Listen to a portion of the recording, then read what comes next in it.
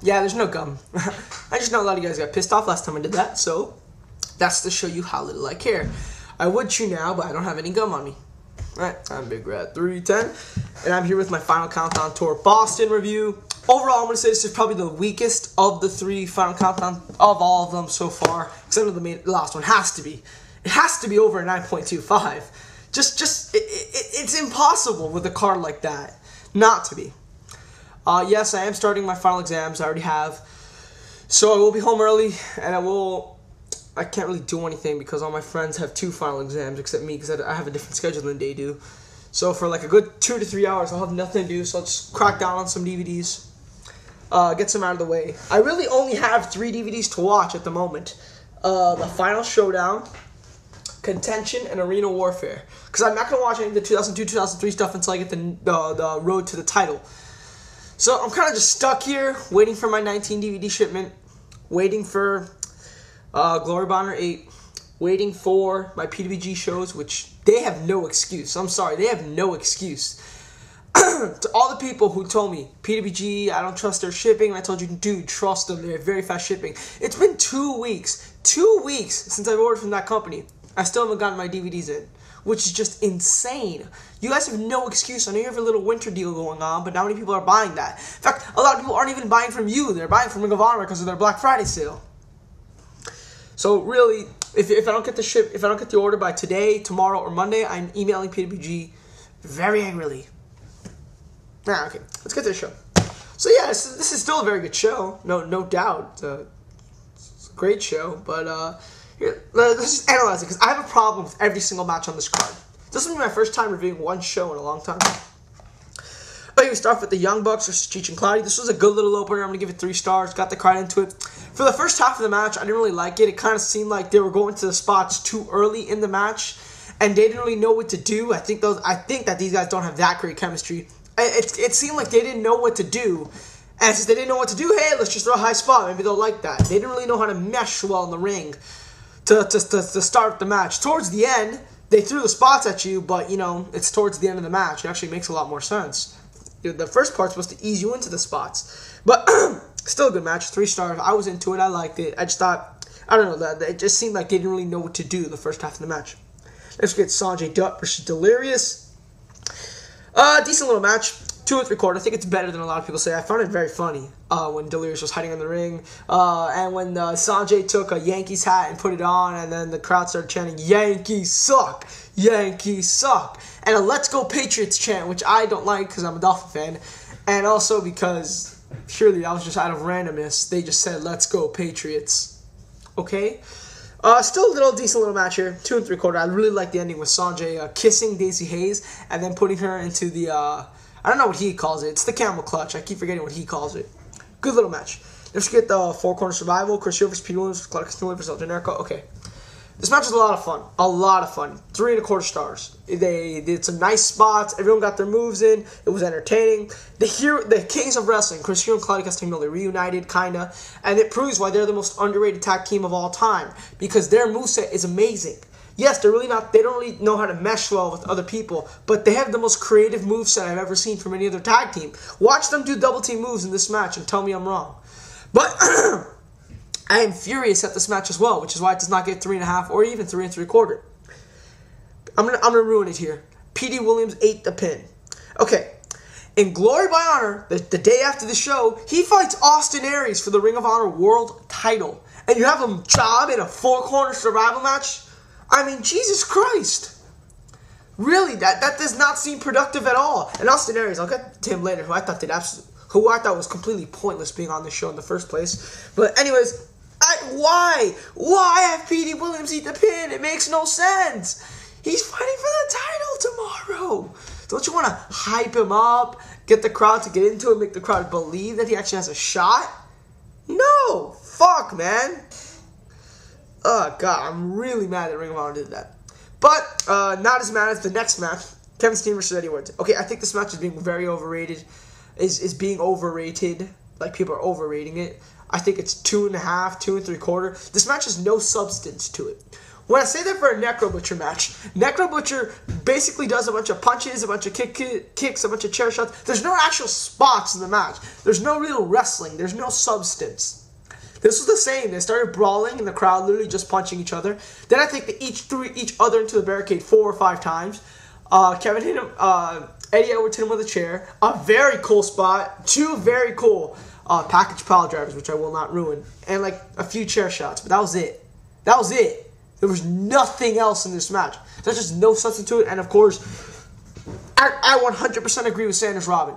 Why book an anything goes match when both of these men have to fight in a ladder war the next night? You're pretty much asking for someone to get hurt. And that's what happened here. Is Eddie Edwards seriously fractured his elbow. Which, boom. I mean, I know he still performed and he became like a god of how he performed during the ladder war because it was amazing how he fought through the injury. But still, I was worried about his health. How could you do this? I mean, Jesus Christ, Ring of Honor. That's just dumb. Just like the last match, even though this is much worse, because when you got one of your wrestlers hurt before a very violent and brutal match.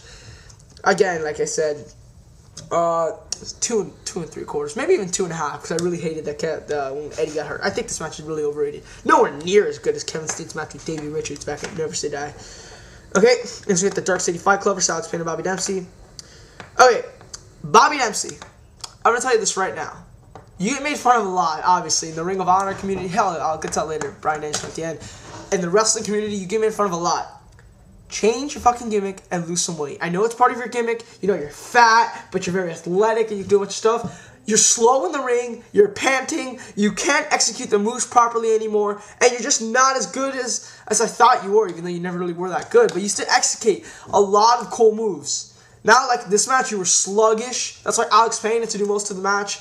You were slow. You couldn't even lift the guys very well. And Alex Payne even fucked up the finish. This match was just horrible. 1.5 stars. This match sucks. I think people are overrating this as well. I really did not enjoy it at all. God, 1.75 stars, I guess, because Dark City Fight Club. This should have been a squash, but this was 10 minutes. Come on.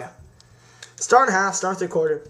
Next, we get the only match of the night that I will have no complaints about. Nigel McGuinness versus Roderick. This was great. I think people are underrating this match. I'm giving this 3 3/4 and very possibly a 4-star match. I liked it that much. It was very fun. A lot of great technical wrestling, a lot of great spots, including a spot that I'd never seen before, even though I haven't seen their match at Driven, but I saw their match at Death Force Honor 4, where Nigel goes for the rebound lariat, you know, where he bends back into the ropes and then goes forward and gives you a lariat. He bent back into the ropes, and Roderick kicked him, and Roderick gave him the Boston Crab while Nigel was still outside of the ring with his back to the ropes, which was really cool. A lot of great spots. I do not want to ruin this match. A lot of fun. I like Nigel's promo at the end. Nowhere near as good as his Chicago promo, but I wouldn't expect it to be. 3 3/4, near 4 stars. Great, great, great match. Let's get Austin Aries and Rhett Titus versus Colt, Cabana, and Kenny Omega. You guys know I hate these random Austin Aries and Rhett Titus matches on every Ring of Honor show. They fucking suck. On Dayton, it was good. It was okay. This one was not as good. This was 3 stars. And Jesus Christ, Austin Aries, what was the purpose of him being in this match? To continue this feud with Omega? They had no heat. They didn't tease anything. I don't even think these guys even got in the ring together at the same time. I think Rhett Titus was in the ring all the match. And I think Austin Aries had a little thing with Colt Cabana. I don't think he was even in the ring with Kenny Omega at all. They did not build towards that feud as much as they probably should have. And I know I've expressed my distaste how they built it at Death Force Honor 7 and they had their match in November and there was really much no build in between there. But still, if you're going to try to build it here, do it right. Tease Aries and Omega having confrontations, which they didn't do. They didn't do anything. This match was to set up Rhett Titus versus Colt Cabana, which is the opener of Glory by Honor 8. Because Rhett Titus got the pin. Yes, I'm ruining it. And Austin Aries helped him, and Austin Aries didn't even go for the pin. This was just a pointless match. I'm giving it 3 stars. That's 2 3/4, 3 stars. It was decent, not that great. I really don't not like these tag team matches. And honestly, it just served no purpose, in my opinion. Didn't like it too much. It was okay. I won't say didn't like it, because there were some funny spots here. It was okay. Next thing, Bryan Danielson versus Davey Richards in the main event. This was amazing. I'm telling you that right now. I'm going to give this 4.5 stars. This was excellent. Great technical wrestling. Great storytelling about all these men. Some nice spots here. I really love the drama. I love the pacing. It didn't bother me at all that it was 40 minutes long, except the first 10 minutes where Davey played to the crowd way too much, in my opinion.